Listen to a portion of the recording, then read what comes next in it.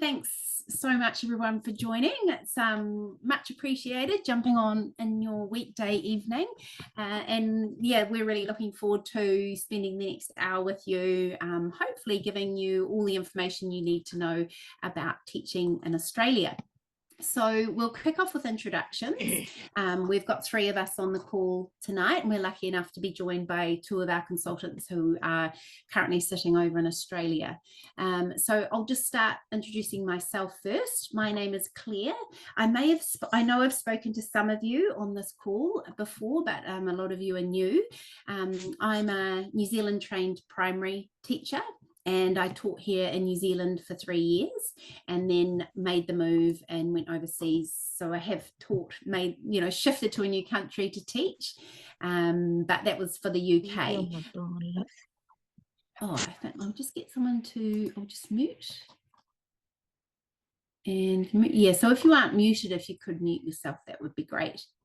So made the move, and then when I came back to New Zealand, I've been in a role supporting New Zealand-based educators moving abroad. I support New Zealanders making the move to the UK and also obviously to Australia, which is what we're going to be talking about tonight. I'm based here in Auckland, and you'll have my contact details at the end of this. We'll follow up and send out all of our contacts, and I'll pass on to Ligia, who can introduce herself from that side.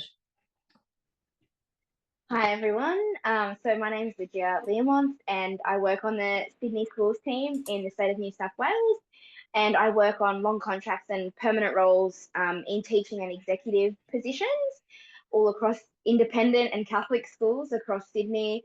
Sydney's a really big city, so we work all the way from the eastern suburbs to out west and even regional New South Wales, which we've had a lot of success with in terms of our Kiwis and our South Africans that have come over as well. So I can talk a little bit about that later. Thanks. And Jaslyn? My name's Jaslyn and I work down in Melbourne on our temp or casual relief team. So I onboard recruiters in in sort of eastern suburbs of Melbourne. Like Ligia, Melbourne is quite a big city as well, and the suburbs are quite widespread. So we've got quite a large team down here. And plenty of work. I work specifically with teachers and education support workers. But again, we'll talk a bit more about the other opportunities down here in Melbourne later on. So it's really nice. We've got a sort of bit of representation from Sydney and from Melbourne. We do support other geographies in Australia, which we'll tell you about. But it's also great because Jaslyn's kind of got this specialty, the expertise in the temp sort of relief space, and Liz is a permanent expert. So it's going to be good for any questions that you've got. We've got the right people on here. So just to quickly go over what we'll be covering tonight, as I said, the aim is to get this all done within an hour. Sorry, I'm just sidetracked letting some other people in. So just first of all, starting off with an intro to who we are as an organisation, reasons to go, the steps that you need to take in your journey, where we cover and the types of work available to you, and how to go about securing a role, and then the compliance side of things, what you need to get done, and then also highlighting the community and support that we provide, with time for questions at the end. And this is just one of the educator events that we have, so we are really big on events, and you'll sort of hear about through this, but it's a big part of what we do in terms of support. It's not just about finding new work, it's also about the whole wraparound support that we have on offer. And who we are as a company. So ANZ UK is global. We have offices around the world. We are going to be talking tonight about the 9 offices we have across Australia, but we actually have 2 offices here in New Zealand. It's part of our family. They termed EP Education. You may have heard them here in New Zealand.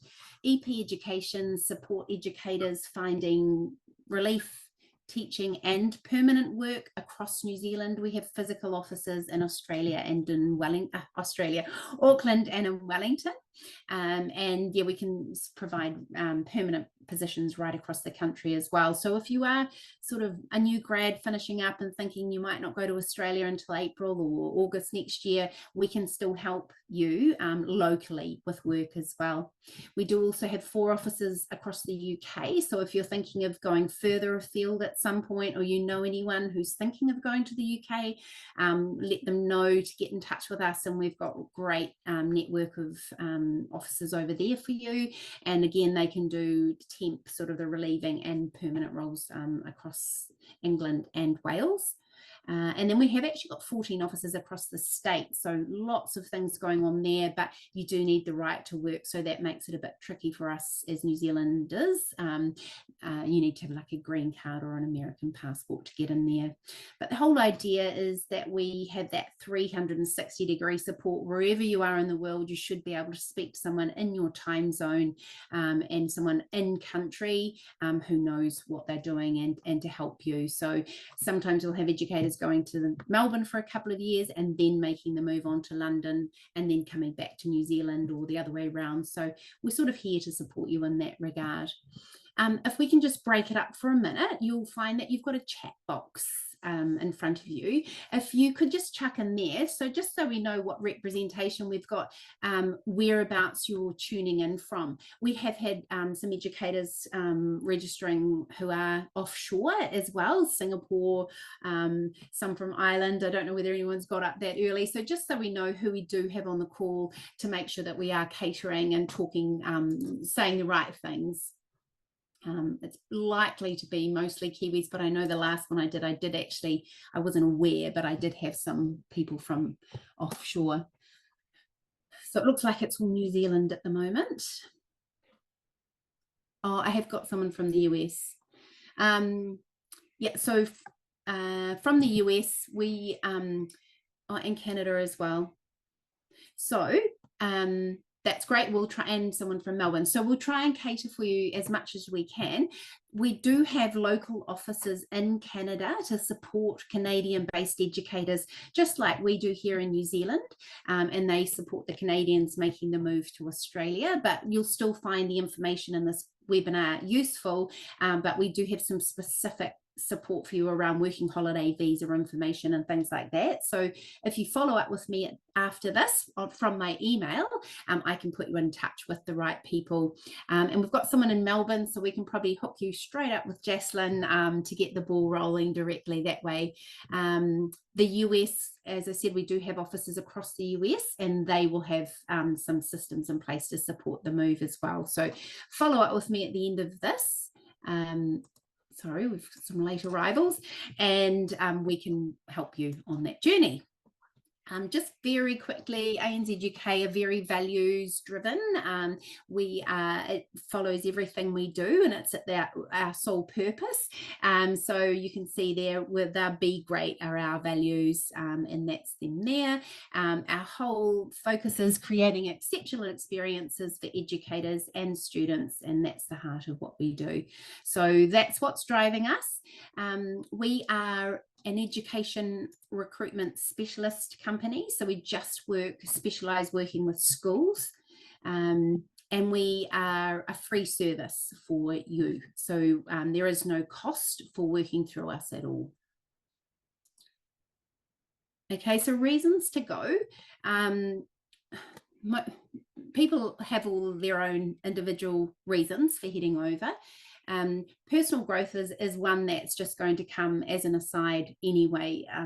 Moving into a new country is really putting yourself outside of your comfort zone, and it's a really good thing to do. So shaking up your life, changing scene, refreshing, that's a huge byproduct of whatever your reasons are for going. And sometimes that is, if people are just like, well, I've been teaching here for 3 years, or I just need a change, I just want to do something different.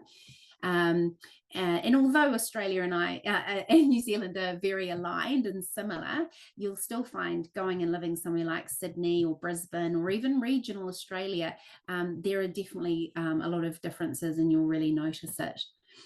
Career development, having any international experience on your CV is highly regarded. So it's a great move for your career. And you'll also hear that there's a lot of opportunities over there in Australia. So your career path can be accelerated as well. And the opportunity to work in some really nice environments as well. We work with a lot of independent private schools and schools that have amazing facilities as well. And for new grads who are struggling to find work here in New Zealand, if you're in the South Island, it's really competitive. It's a whole different scene in Australia. So it's a really good move career-wise. Financially rewarding, that's the driving purpose behind a lot of educators making the move. You'll generally find it's around 30% higher salaries over in Australia. So that is a big driving factor.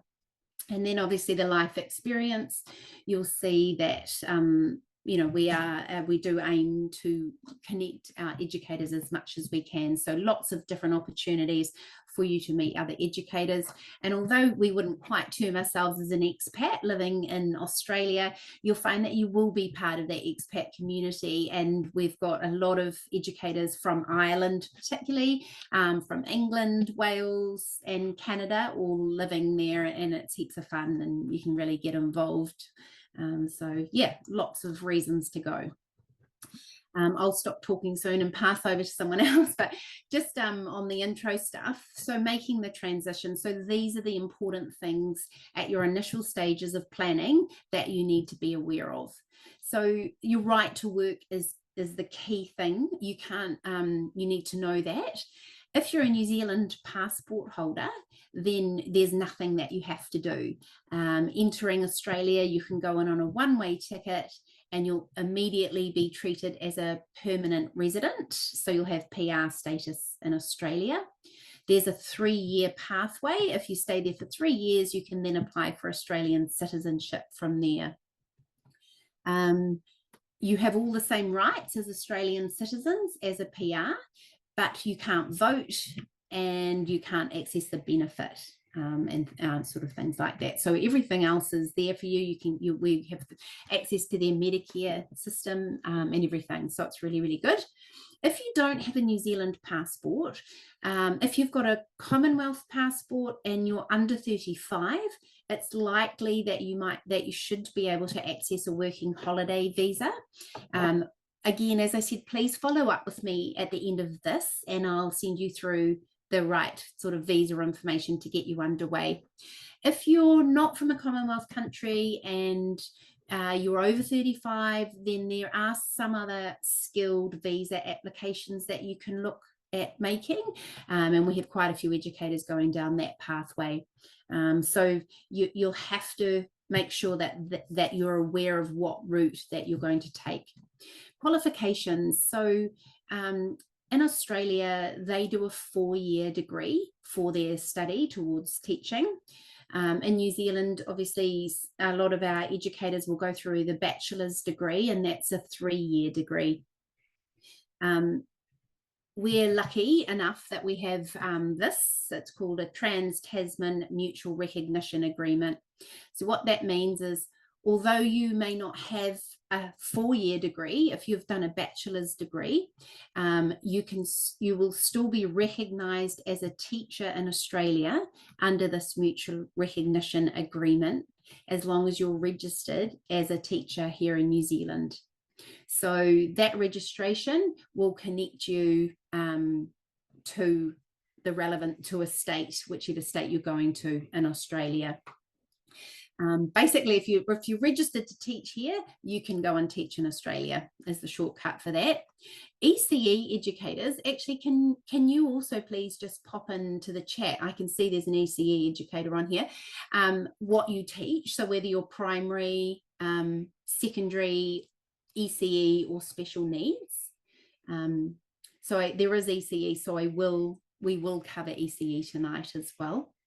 ECE educators generally will have to go through this organisation called ASEQA, and you'll have to get your qualifications assessed.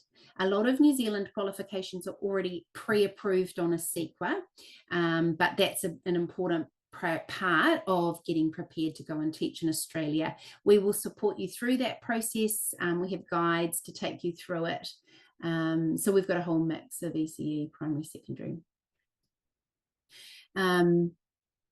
Yeah, so a CEQA is your initial starting point, and I'll send you through how to get that done. And I can also help you and see whether it is on the pre-approved list or not.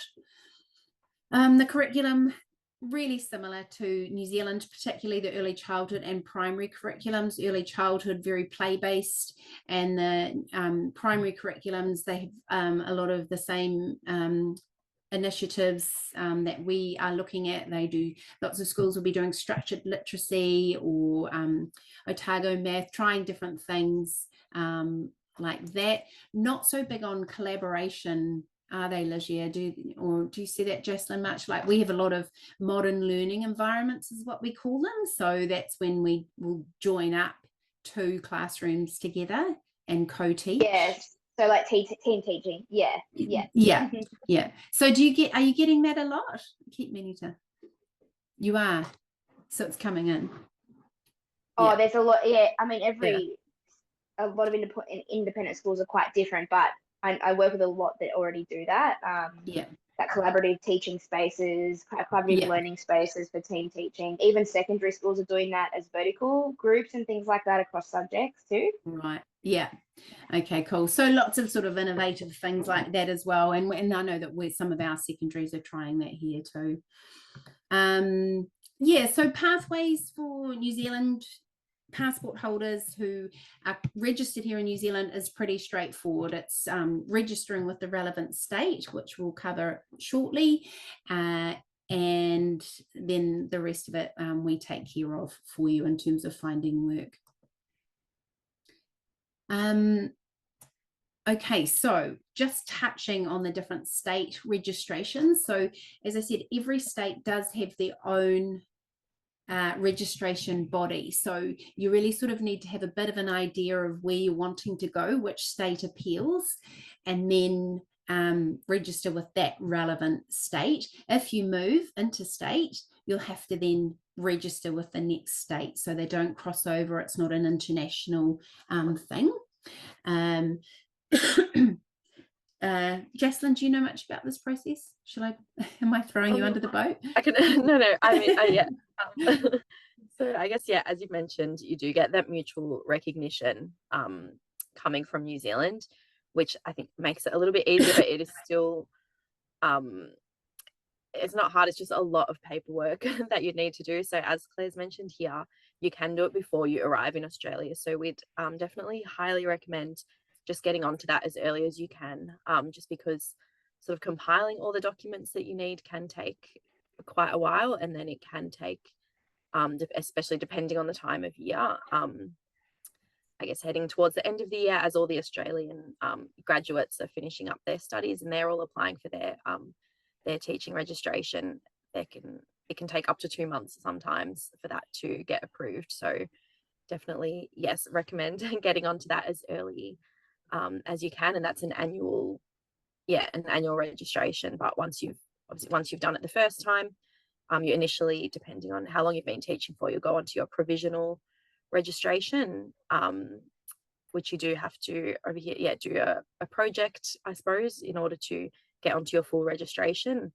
I won't go too much into it, but you can sort of, depending on how long you're planning on staying here, if it's just for a short time, you can sort of push that back a bit and not necessarily have to do it. And being on your provisional or your full registration doesn't make any difference to your pay or anything like that.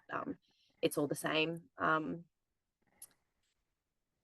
But yeah, annual thing, once you've got it, you just have to do, I think it's a minimum of 20 teaching days a year and a certain number of hours of PD per year in order to renew your registration around September time.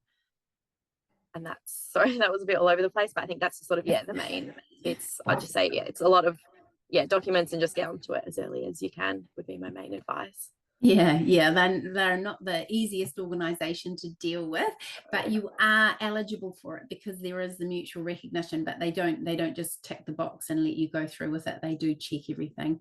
And like Jaslyn said, there's a requirement that you need to do a bit of PD, so many hours of PD as well. If you're just there relieving, we've got a learning management system that allows you to tick those hours off. So it's you can do it online, PD sessions just through us. Cool. Okay, so that's a VIT. If you're looking at New South Wales, I'm going to pass this one over to Liz because she's that's her area. Hi everyone.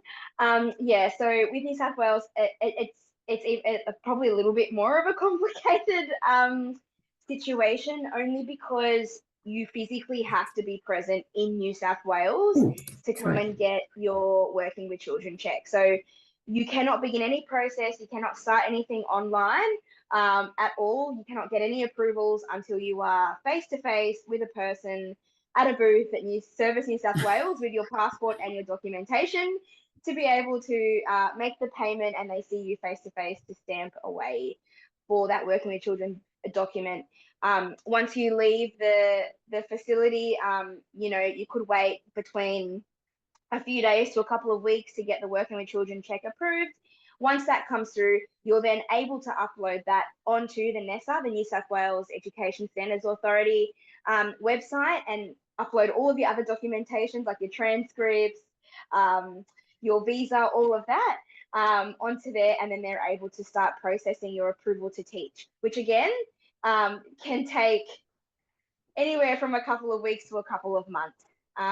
We can certainly assist you and provide you with the links and the steps to be able to do it, but we don't take any control over the authority and the body that obviously make the decision about your approval to teach. So if you're an early childhood educator in New South Wales, you have to get mutual recognition with ASIQA if you're working in an early childhood setting. However, if you are working as a kindergarten teacher in a mainstream school, so not in an early childhood setting, but you're teaching kindy in a school, you don't need ASIQA, you just need NESA approval. I've placed a number of kindergarten teachers from South Africa and New Zealand who thought they had to go through the whole ASIQA process, which would have been another nightmare because they might not necessarily meet the requirements for ASIQA, but they met the requirements to teach in a mainstream school as a kindergarten teacher. I hope that makes sense. Yeah, that's really good. That would be the way to go, wouldn't it, as an ECE educator? If you can. ASIQ was great. ASIQ was great, but it's just another hurdle to if you want to work in an early childhood setting. Whereas if you get a job in a mainstream school that has a kindergarten, you wouldn't need ASIQ. So so you have to be physically in the country. You have to be able to get NESA face to face. Then you go online, you upload everything on their portal, and you await the approval for that. Now, at the moment, with those hard to fill and really high in demand roles in STEM, so if you're a secondary science, secondary timber, woodwork, and Claire knows I harp on about this every seminar. Please, if you teach science or you teach any of the STEM subjects, engineering, anything, it's very likely that you can be here, get an interview, get a contract and a letter of offer, even if your NESA hasn't come through yet. And then the school are able to help fast track getting your approval and your number because they need you to begin teaching quite quickly. So there have been many situations where I've had teachers that have been offered roles, given timetables, inducted, and still don't have a NESA. And the school is then, putting the pressure on that authority and body to be able to move through the process quickly, and it certainly does come through in the end. I had a funny story once. I had a deputy principal actually physically go to NESA into the building, and he basically threatened and said, "I'm not leaving until you get me this person's approval to teach, because unless you want to come and teach the year 5 next week, I've got no one. So you need to get this done now." And I think he sat there for 3 hours and they did it, and it was successful. So there is a lot of demand. And so if you're wanting to fast track it, then I'm sure that if you're able to get an interview and you do get an offer of employment and you're successful, that the school can help. Otherwise, if you don't get an interview, you don't get any offers, you just sort of wait and try and, try and see if you can call through or email to get any updates on the process. Cool. I actually had a couple of educators just going over in the most recent holidays, and they had friends over there, but they went over and they've done their Working with Children's check, Yeah. and they also got themselves an Australian phone number, because you need an Australian phone as well, and they've come back and now they can do the rest of it online from here in New Zealand. So if that's you are another thinking of route. if you are thinking of popping over to New South Wales for any reason before you actually move, I would suggest to, while you're here, just spend half the day lining up at a service in South Wales, get that done and dusted, and then you can go back home and get everything done and have your NESA before you even move, before you even leave. And that actually makes the school feel far more comfortable that you've got that, and they know that you're actually approved to teach in a classroom, and they're able to move forward with interviews and offers like that. So that's for New South Wales. Yeah. Oh, what was I going to say about that? I can't, yeah, there is a guide as well. So just go back. There's a blog. We'll talk about our blog at the end, but under our blog, you can search for VIT guide. You can search for the New South Wales registration guide, and that takes you through all of the steps for those things as well. Oh, that's what I was going to say. Yeah, the one who went last week, her Working with Children's check took 3 hours. Yeah, it really can. Like, yeah. it is quite. We like to think that it's quite speedy, but yeah. And then the last point there on the slide was, so I work with a lot of, in my role, I work with independent and Catholic systemic Catholic schools across Sydney and across other dioceses in New South Wales in regional roles. If you wanted to work in a public schools, the Department of Education and Training. So our temp team, our casual team, work with department schools as well. So they're able to give you that access to government schools. You need to, once you have your NESA, you then need to register with the Department of Education to teach in public schools and get a separate sort of HR number and details for that, and there'll be a few different modules and things you need to complete before you start working in the public sector. So yeah, if you did want to work in public schools, that's great, but you just need to do that extra step after you have your NESA to register with the Department of Education and Training. Cool. Thanks, Liz. There's quite a few questions. We'll address most of them at the end. Amanda's just asked if you can get jobs in Melbourne before your VIT has been approved. Yes, we are making permanent placements constantly at the moment, and a lot of them don't have their VIT, but they're cracking onto it now with it. And yeah, Tracy, that would be great. I'll send you through a booking link and let's book up a call and we'll have a catch up. I think I did. I know your name too. So, right, registering in Queensland. If you're wanting to go to Queensland, it's the Queensland College of Teachers. We haven't got a blog on this because they have this great, awesome 4-page guide on their own site. We can send you the link for that, but that just takes you right through it. You can also get Queensland QCT done before you arrive. You actually have to post a few things over good old-fashioned way, but they're actually pretty efficient. It's sort of 2 to 4 weeks. It's more expensive than New South Wales and Victoria. It's getting up there at 305 Australian dollars, but they're really good to deal with. And yeah, not having too many issues with QCT at the moment. I can vouch it is a much simpler process. yeah. I taught in Queensland as well, so yeah, it is. Oh, did you? Yeah, so it's interesting. All the states do vary a lot from each other. I know we've got some educators who are keen to go to WA, to Perth. That one takes the winning hat though. That one comes back really quickly. I think it's $140, and I've had educators with getting it back within a couple of days. So WA is a really easy application to do. I don't have a guide on it here, but again, we can send you the links, and you're always going to go through the mutual recognition pathway, whichever state that you apply with. So we'll crack on in the matter of keeping us under the hour. I'm going to pass over to Jaslyn, who's sitting in Melbourne right now. Are you in the St Collingwood office, Jaslyn? I was in Collingwood today, yes. Today, yeah, cool. So yeah, Melbourne if you haven't been before, like the St Kilda Road, Collingwood and Notting Hill are not, they're all within pretty inner sort of suburbs of Melbourne. Notting Hill is just a little bit further out, and then Geelong is down the surf coast, sort of towards the Great Ocean Road, which is beautiful part of Australia. But yeah, depending, I guess there is trains and buses and the like out there, but if you are on public transport, it might be a little bit less accessible. But anywhere, within more metro Melbourne, there's great public transport and it's super easy to get around. So yeah, down here in Melbourne, we do casual relief teaching for both primary and secondary and special needs schools, and then also teaching assistants or education support roles within those schools as well. And then we also do early childhood, so early childhood teachers.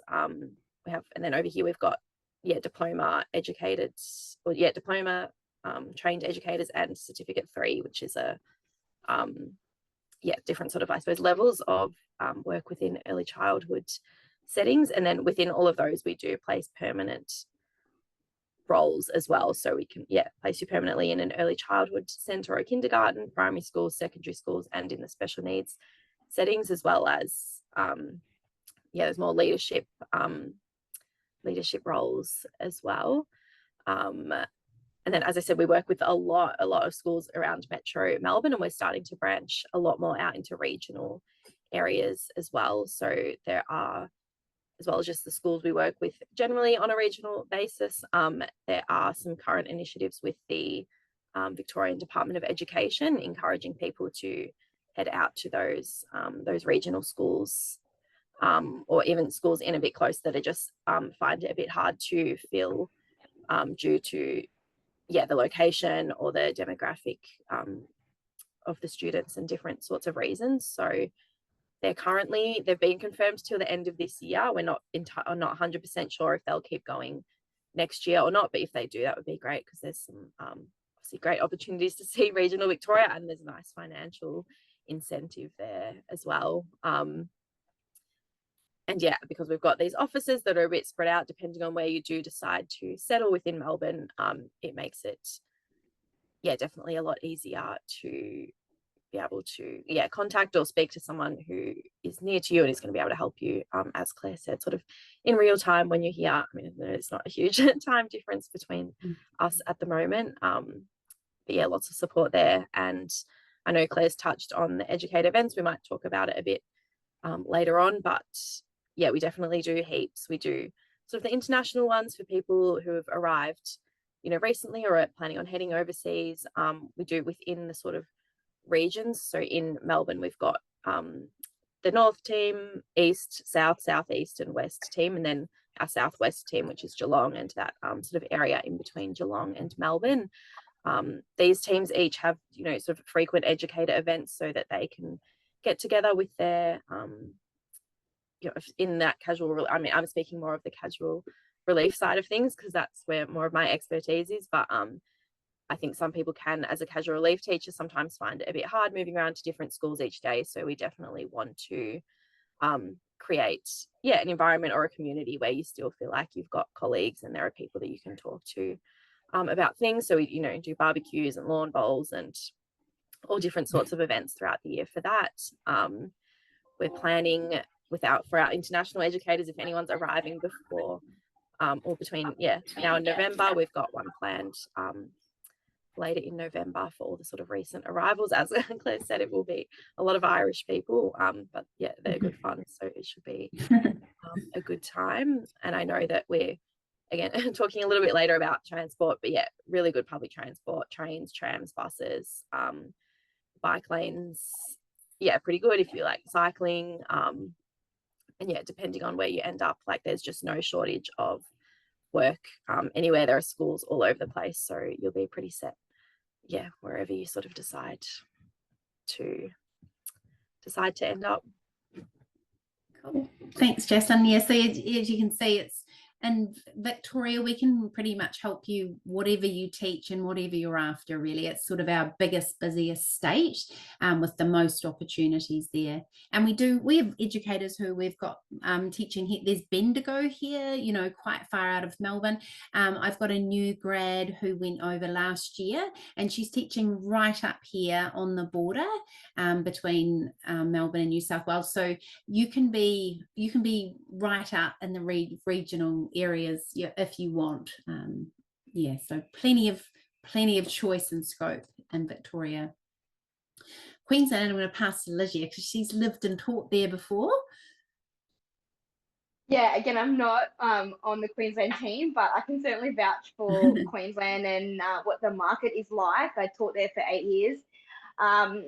And our Queensland office is doing really, really well. They've placed a number of teachers from the Gold Coast up to the Sunshine Coast, across Brisbane, and then they also work on really great regional roles.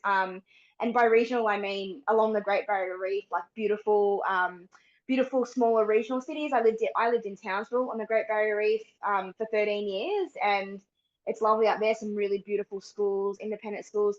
So we've got the Queensland team all across regional Western Outback, all the way up to you know, almost the top of Cape York.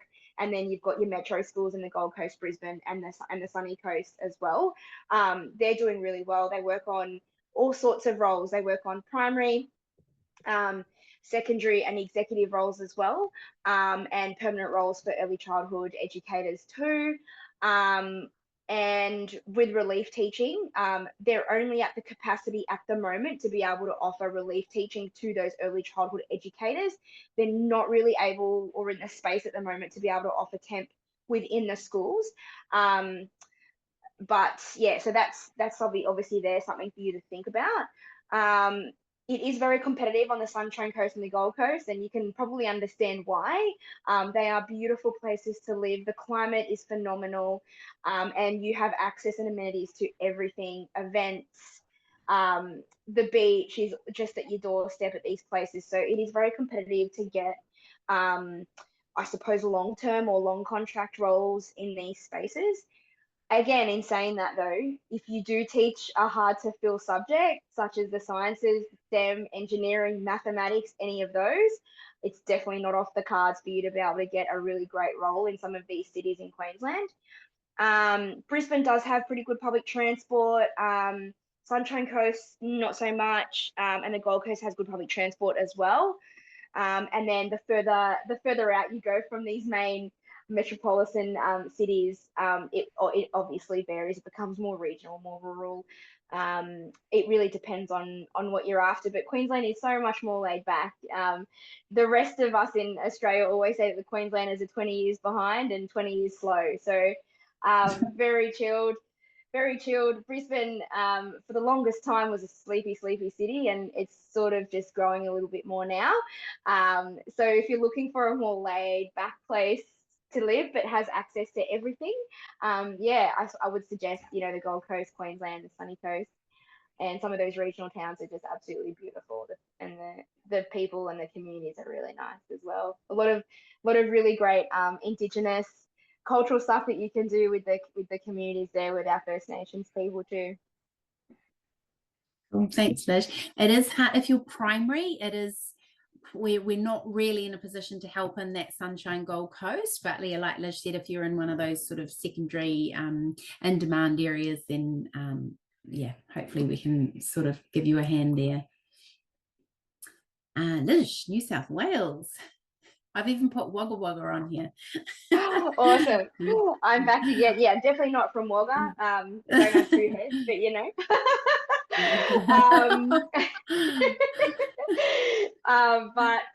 Yeah, so New South Wales, so a number of options there for those of you who want to be either in Sydney, just outside of Sydney. We work on relief teaching across ECE, primary, secondary, special needs. And then obviously what I do in the perm space for secondary, but then we also have primary, ECE, and special needs as well for those. Like I said, we work with the department in the temp space, and then we also work with independent and Catholic schools in the perm space as well. Metro Sydney has excellent public transport. You can basically hop on a train or a bus and it will get you somewhere amazing, and pretty quickly, and pretty cheaply as well. We have a great train station at the airport, and the airport line goes straight to the city and it goes out west, and really great connections there. We always have really great events on for our teachers as well. We had a lovely winter themed event earlier this year. We just had an event on last week for some of our overseas educators that have come from Ireland and the UK. And then we'll have another Christmas Wonderland get together as well. So it really depends on what you're after. If you're interested and you're keen, we're helping everybody out. I mean, we've got primary school teachers. Traditionally, it's been a very competitive market, a very competitive space in primary, but we're able to pretty much give everyone a job, some type of job, be it, blocks of work, terms of work, 6 months, depending on their visa status, day-to-day casual, and then I've placed a number of primary teachers in long contract roles as well. So yeah, it really depends. And then obviously secondary speaks for itself. It's been a very busy time. It's week 1 of term 4, and we've got the leadership teams of all the schools in Sydney calling, saying all their 2024 timetables are all falling apart and they're desperate for staff across so many subject areas. So there is a lot of demand and a lot of work. If you want to make money, it's probably the place for you to go, because they pay really well as well. They pay above award generally. It is expensive to live in Sydney, but you are sufficiently remunerated for that. You're also remunerated if you go out to regional areas. Some of the Catholic dioceses that we work with, like Bathurst Diocese, Lismore Diocese, Armidale, all beautiful places to live. They are also providing some incentives and things for teachers and families to move out. We've had a lot of South African families relocating recently and signing on for 2 years, and they're absolutely loving it out there. And they do their 2 years, and if they want, they can come and move to Sydney or Newcastle or anywhere like that. So it's all been quite positive, and there's a lot of demand. If anyone has any questions, you can reach out to me directly. And we did just have last week, we had the Catholic Education Diocese of Wagga Wagga, which is why I'd sort of highlighted it on there. So they came over and flew over to New Zealand. They did that last year as well. And they had a couple of days face-to-face interviewing our educators from here. So they've made quite a lot of offers, and we've already got a lot of Kiwis there from the last trip. So it's a really lovely diocese to work in, and they've got, I think, 27 schools, primary and secondary, across the diocese. It's a nice sort of easy way to get into regional. It'd be like living in New Plymouth or Napier, sort of, they're still cities, nice sized cities to live in. So and then we've also got Canberra, so ACT, obviously again another state. I'm having a meeting about ACT tomorrow morning. They are expecting to come through with a whole bulk of long-term permanent contracts, and they're particularly interested in New Zealand educators for those. They are saying that pay rates are going to be really high, so that could be a really good opportunity for new grads or experienced educators who are wanting to earn quite high rates. And Canberra's a nice city, so there will be opportunities coming. So we have got a physical office in Canberra. They're also doing the leadership and executive positions, and there's the relief is just ECE there. If you know people and you are going there, we can only support with ECE relief in Canberra. WA is a newish office for us. We did have an office there pre-COVID, and that sort of went to sleep, and that's been picked up again now. So we have got a perm team there as well as the temp team. The temp team is again just for ECE at this stage. We are hoping that will change and grow, but we can only support casual ECE work there. Permanent ECE, primary, secondary, SEN, that's Metro Perth, and we're just starting to branch out into regional areas there now. Primary is still quite tricky in Perth, is the feedback from the perm team there. So we do suggest also applying. We've got some support around applying directly for primary roles as well. South Australia is coming. The office is going to be located in Adelaide. It's very close. So they'll initially just be, again, doing the relief teaching in early childhood and then looking for perm work in early childhood, primary, secondary. And the aim is that is going to grow. The expectation is there is going to be a demand there for relief teaching in primary and secondary as well. Okay, so I'm going to pass over to Jaslyn because this is her expertise. This is what she does all day with the temp workers. Is Jaslyn? Oh, she might be. Is she on? Is she frozen? Oh, there she is. Got ya. Sorry, I think my internet dropped out for a second. You're right. No, good timing. So yes, CRT. We call it CRT here, so casual relief worker. And as I think I mentioned before, there is just an absolutely massive demand for CRTs at the moment here in Melbourne and in, as I said, in regional sort of Victoria as well. So in primary, secondary, like I said, the special needs schools, early childhood. They're just, there's so much work. Like schools and childhood centres are just like crying out for staff on a casual, on a more permanent basis as well, but casual especially. So you would be looking at that daily rate starting from $380 per day, which is and then it goes up from there based on how long you've been teaching for. And then your superannuation, which is like your sort of retirement fund, which we have to pay, would be paid on top of that as well. So it's pretty good. As I was talking before about some of the incentivized roles. So if you, again, like I said, we're not 100% sure if it's going to get confirmed into continue into next year, but you'd be looking at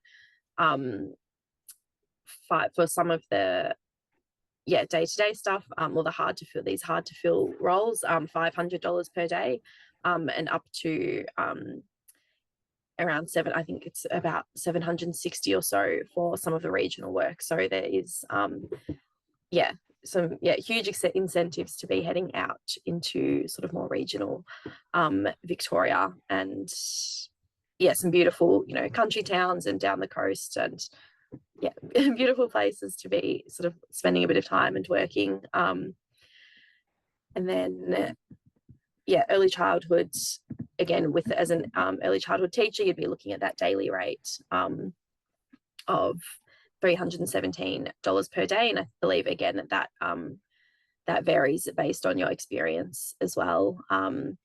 As an education support worker, you'd get paid on a daily hourly rate, so you'd be looking at, I believe it's about $36.25 per hour. And then again, I'm not as familiar with New South Wales, but $390 per day on a provisional registration, and then $450, which is, as Lygia said, pretty good. Then we do have our I know that some people, maybe the idea of casual work stresses them out a little bit, not having that sort of guaranteed income or guaranteed work, but we do have call it our ambassador program, which is essentially a guaranteed work agreement, and you can sign that for up to 5 days per week in our peak sort of periods, which are generally term 2 and 3, although all this year term 1 and term 4 so far have been extremely busy as well. So there's definitely scope to be doing that in those terms as well, and that essentially guarantees you a contract that guarantees you that many days of work. And if for some reason we weren't able to find you work for that many days, you get paid regardless. Obviously, you'd need to be available, and there are a few other bits and pieces, but just a great option if you are are wanting that assurance that you're going to be getting that many days of work, because obviously with the casual relief work you wouldn't get paid during the holidays, but we do offer holiday care work as well as out of school hours care, so there's certainly plenty of options there. We've got a little app so you can update your availability through there. We've got people on the phones, from 6:30 in the morning through to 7 p.m. So you're able to get in touch with anyone at any point. Work will come through, either via text or through the phone. And at the moment, as I've mentioned a couple of times, because there is just so much demand, you'd be looking at often finding out about your work a bit in advance. So the day before, if not a couple of days or even weeks in advance. So there is, I know traditionally sort of casual work is more of that early morning call, but at the moment it's coming a lot more in advance, which I think suits a lot of people really well. Then I think CRT as well, especially moving to a new country, I think it's just such a great way of exploring different schools and seeing what types of settings you enjoy and what works well for you. And we do see so many people building, really great relationships with schools, and schools are pretty quick when they do find someone they like to just request them back time and time again. And then there's often scope there to get offered a contract or more ongoing work through a relationship that you've built on a casual basis. So that's great as well. Sorry, it's just started pouring down, raining and thundering here, so I hope that's not too loud. Good old Melbourne. Yeah.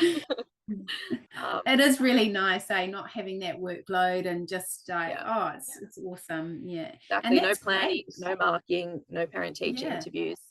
Stroll in, do your day, and stroll out. That you're able to give at the moment, because of the volume of work that they can, it's not an early morning call. If you can get pre-booked work, it's so much nicer doing it. So that's really cool. It's good to know. Absolutely. Okay, cool. Liz, I'm going to pass on to you. Yeah, great. So perm work. So many different options. I think I've already touched on a few different things.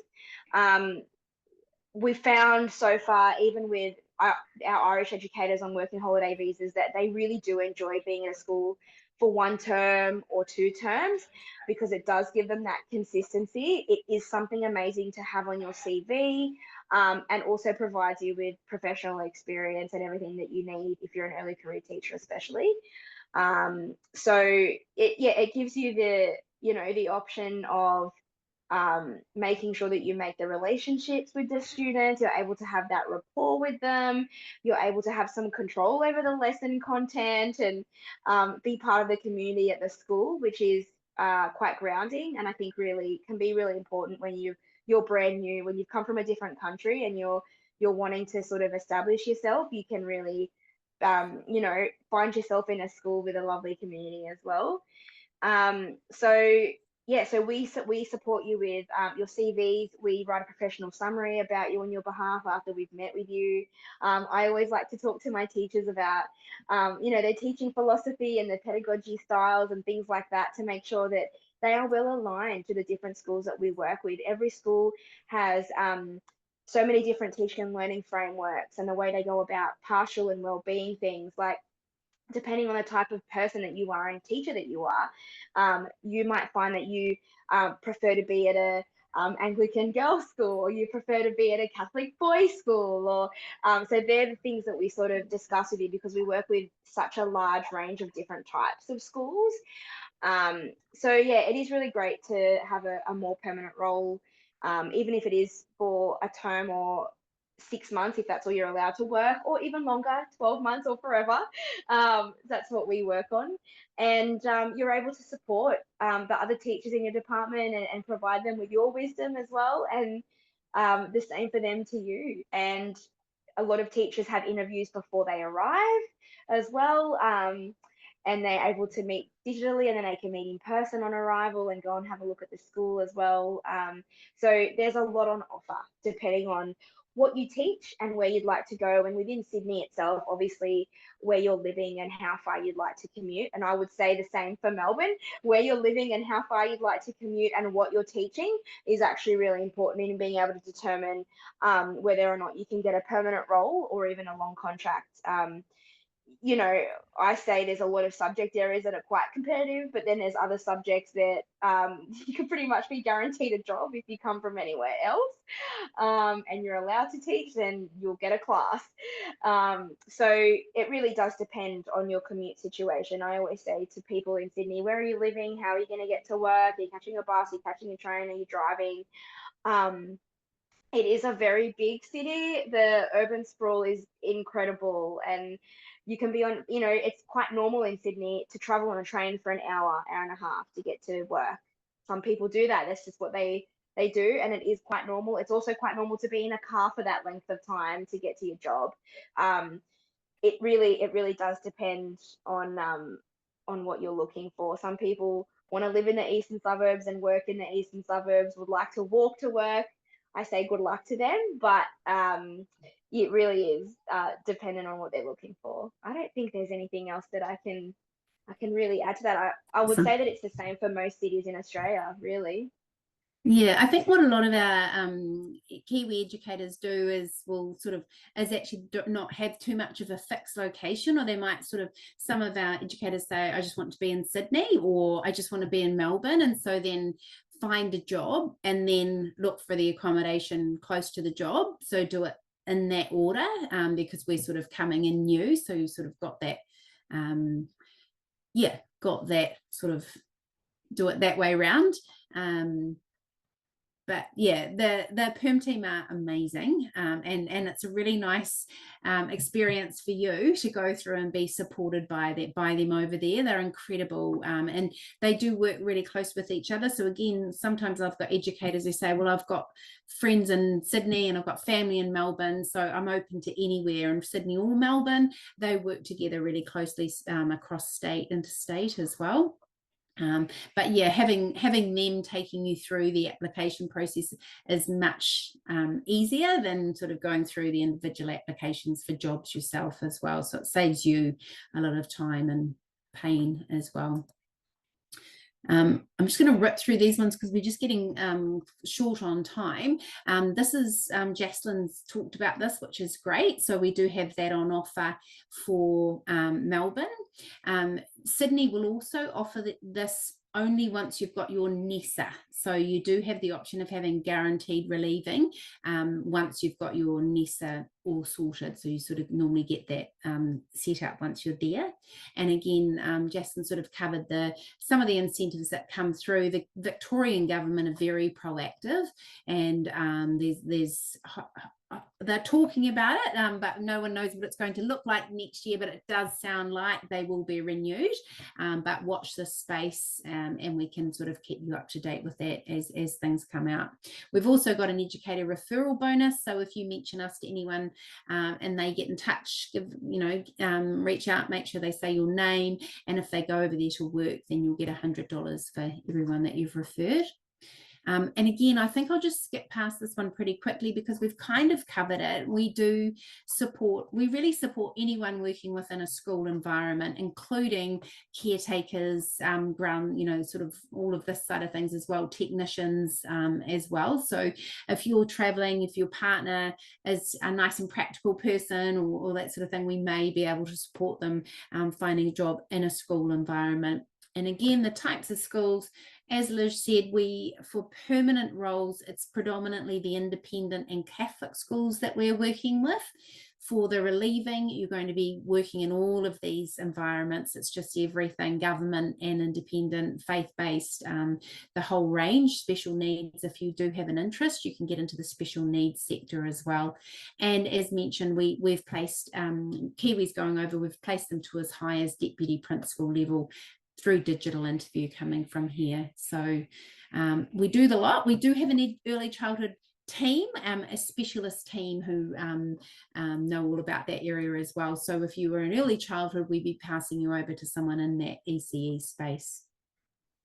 Can I just, sorry, Claire, I might, good. Sorry, Yep. Claire, if I can just interrupt. No, please. Just with just what it says there about Catholic schools and other faith-based schools. Yes. To work in a Catholic school, you don't need to be Catholic. You don't need to be converted. You're not being required to convert there on site during mass. you are just required to simply adhere to the ethos of the school. Catholic schools, I would say across Australia, but particularly in Sydney and Melbourne, are extremely diverse workplaces. People who are Jewish, Sikh, Hindu, what have you, atheists, anyone is welcome to teach in a Catholic school, and the enrollments are also quite diverse. In the larger cities, you'll find that the students are still quite Catholic and they come from quite Catholic families, but anyone is entitled to enroll in a Catholic school. You don't have to be baptized either. They just open enrollments for everyone. So just in case you're a bit scared, you don't need to worry about that, and you will not be required to teach. If you're in a secondary Catholic school, you will not be required to teach religious education. Obviously, you will be there for the assemblies and the masses on your timetable and things like that, but you don't need to do anything or actively be part of it or anything like that. There might be morning prayer in homeroom. Really great time to nominate a class captain to do that if you're not faith yourself. And yeah, primary Catholic is a little bit different because, as you know, with primary teachers, you have your class the whole time. You are required to teach, Christian Catholic teaching. So if you are a Catholic primary school teacher, that's great because we're able to help you with work in a Catholic primary school. But for secondary, you don't need to stress. I would say for other faith-based schools, so there's a lot of different varieties of Christian schools. We've got Anglican schools, Presbyterians. We've got a lot of Pentecostal schools. Some of those schools require you to be active, participating, have a pastor or a minister's or a reverend's reference. Some of those are Christian in name and aren't really stressed about whether you adhere or don't adhere. It really depends on the school, and your consultant will be able to chat with you about that. We have Islamic schools that have a really large number of non-Islamic teachers as well, and we have a number of Jewish, excellent, really high-performing Jewish schools that don't require their staff to be Jewish either or partake in Hebrew or anything like that. So you will chat with your consultant about that. But I just wanted to clarify that was the case for Catholic schools, and then all your other independent Christian schools, other faiths. It really depends on the school, but generally we're pretty relaxed. Unless they are quite strict, we will let you know. Yeah.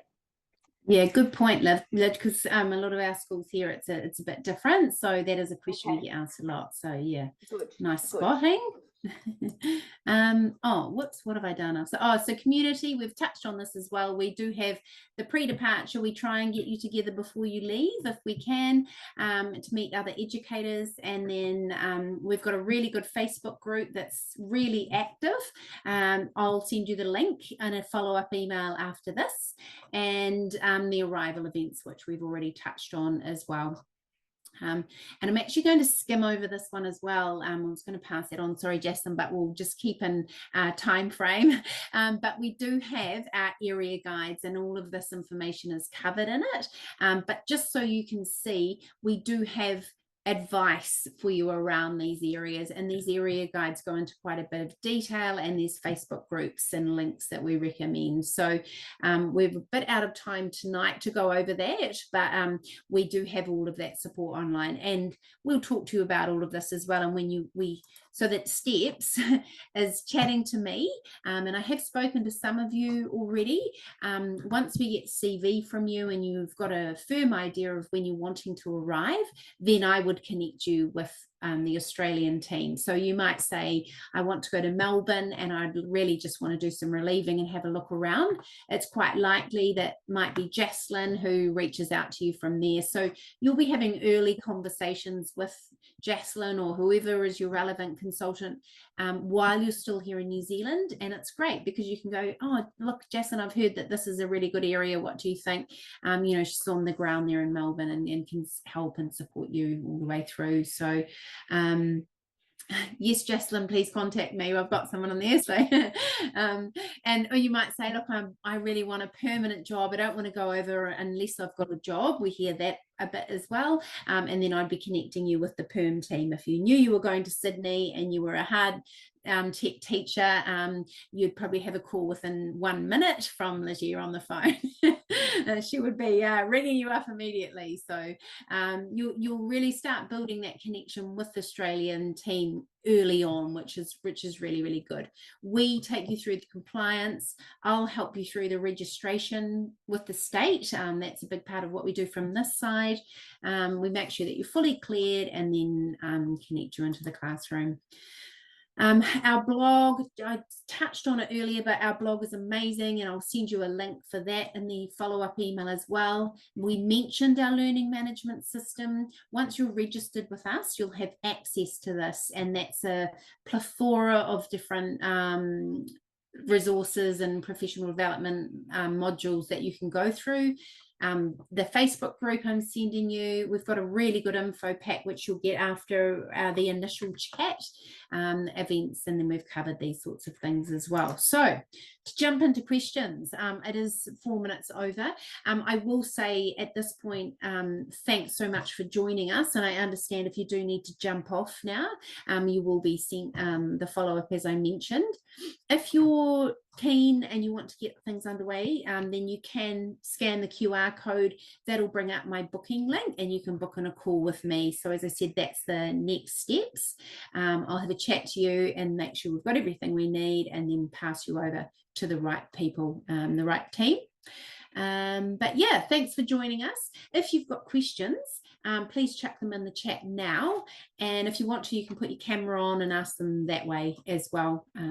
Yeah, so we'll crack into that. We'll probably just have about 5 minutes for that, since I've gone a bit over, sorry.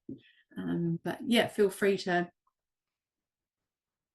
jump on. Excuse me.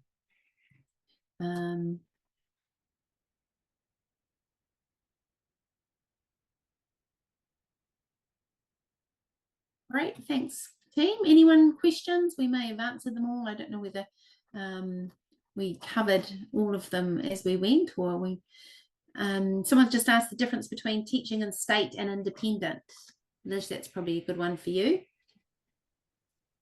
Yeah, so government schools, I started my teaching career in a public school.